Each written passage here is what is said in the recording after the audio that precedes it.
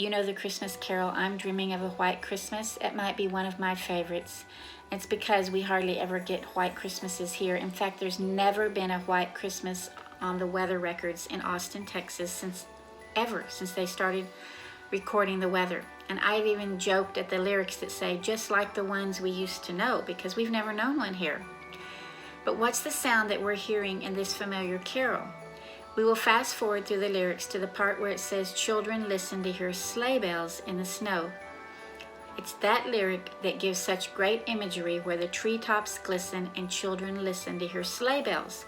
These are different than the bells we talked about on the very first devotional.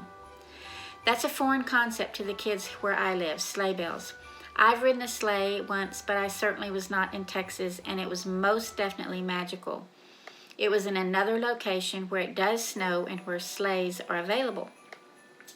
This song first aired on December 25th, 1941, and Pearl Harbor had just been attacked a few weeks before, and Bing Crosby sang this sad tune. The song itself was written by Irving Berlin, and he had a baby die on Christmas Day in 1928. And so he and his wife visited his grave every year on that date. So sad. And yet now this song is played over and over again during the season as we sit by the fire, sip on hot cider, and dream about snow glistening on the ground. I remember last year when snow and ice were both on the ground here for over a week, and what we had hoped for and thought was beautiful at first became quite a fright. An unusual fright for our area, wreaking all sorts of havoc on power lines and people.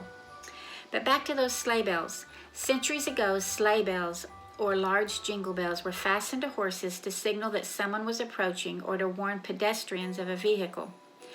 Bells ringing announced the arrival of the season, like when we see the Salvation Army workers. And I remember having a tiny bell that I rang for dinner when I wanted my kids to come to dinner so that I didn't have to yell across the house. That was fun.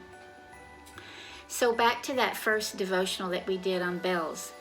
I said that they're different than sleigh bells. Sleigh bells aren't tiny bells that were sewn to the bottom of clothing, but rather they're a large cluster of bells that were worn on the horse, and they're quite pretty. If you Google sleigh bells, you'll see some beautiful images of them on horses. In Zechariah 14, it says, there's coming a day when the Lord will be king over all the earth, and on that day there will be one Lord, and his name will be the only name. And near the end of that chapter, it says, on that day, holy to the Lord will be inscribed on the bells of the horses. Did you know that was in the Bible? I didn't. One commentary says that instead of the horses' bells now being rung for warning or fear or war, these bells would now be inscribed or worn as emblems of holiness to the Lord. Pretty cool. Sleigh bells in the snow are beautiful, and they ring out to announce their approach, and so it will be one day at the end of time when every knee bows, every tongue confesses that Jesus is Lord, and there will be horses wearing bells with inscriptions.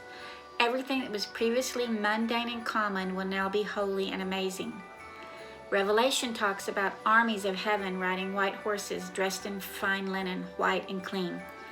So when you hear or hum, I'm Dreaming of a White Christmas, and you get to the part where it says children are listening to hear sleigh bells in the snow, close your eyes and imagine those being clusters of big, beautiful bells on big white horses being inscribed with all the goodness of the Lord, or maybe the names of those that believe, or perhaps all the provision from his hand.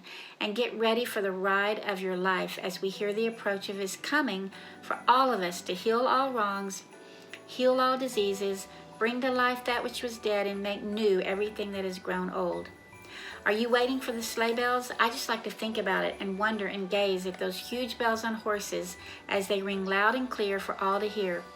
If you've ever ridden on a sleigh or heard or seen the bells, you know the joy. And if you haven't, consider looking it up and reading about sleighs and wondering with hope and expectation for this season and for the next year, 2022.